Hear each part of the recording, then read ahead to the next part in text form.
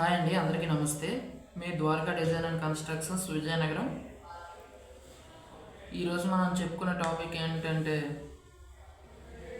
ఆంధ్రప్రదేశ్ ప్రభుత్వం 26/7/2025 LRS scheme అనేది తేవడం జరిగింది.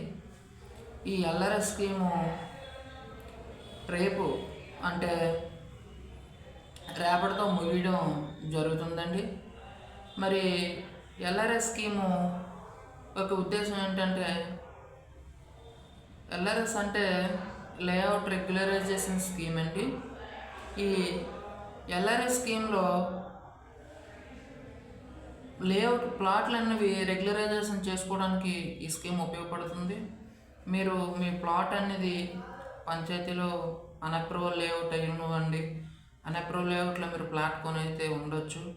దానికి ఎటువంటి అప్రూవల్స్ లేకుండా ఉంటే దాన్ని ఈ ఎల్ఆర్ఎస్ ద్వారా రెగ్యులరైజేషన్ చేసుకోవచ్చండి. మరి ఈ రెగ్యులరైజేషన్ స్కీమ్ అనేది రేపటితో ముగియనున్నది. 23/10/2025 అనగా రేపటితో ఈ స్కీమ్ అనేది ముగియడం జరుగుతుందండి. మరి ఈ ఎల్ఆర్ఎస్ స్కీమ్ గురించి విపులంగా చెప్పుకోవాలంటే, ఈ ఎల్ఆర్ఎస్ చేసుకోవడం వల్ల మీ ఫ్లాట్కు ఒక భద్రత అనేది వస్తుందండి.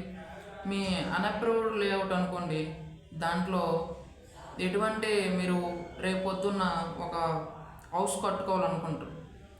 కట్టుకోవాలనుకుంటే దానికి ఈ పర్మిషన్ అనేది రాదు. ఒకవేళ వచ్చినా సరే దానికి 14% యాడ్ అవుతుంది, 33% యాడ్ అవుతుంది. ఇలా కొన్ని ఫీజెస్ అనేవి ఎక్కువగా వస్తాయి. ఈ ఫీజెస్ అనేవి ఎక్కువ రావడం వల్ల మీకు మీ యొక్క ల్యాండ్ వాల్యూ కన్నా ఈ ఫీజెస్ అనేవి ఎక్కువైపోతాయి.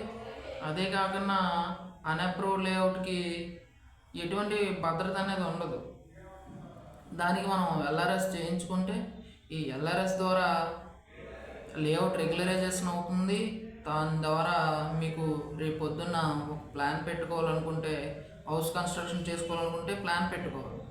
ఆ ప్లాన్ పెట్టుకున్నప్పుడు మీకు ఫీజెస్ అనేవి చాలా వరకు 14% తగ్గిపోతుంది.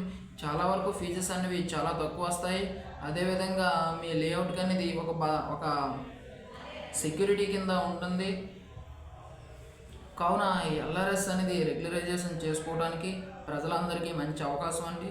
ఈ యొక్క గడువు అనేది రేపటితో ముగినందు కావున ప్రజలందరూ ఈ యొక్క అవకాశాన్ని సద్వినియోగం చేసుకుని మీ యొక్క ఫ్లాట్కి భద్రత అనేది చేకూర్చుకుంటారని మీ Dwaraka design and constructions Vizianagaram కోరుకుంటుంది. ఈ యొక్క ఇన్ఫర్మేషన్ మీకు ఉపయోగపడినట్లయితే నా యొక్క వీడియోని లైక్ చేయండి, షేర్ చేయండి, సబ్స్క్రైబ్ చేసుకోండి.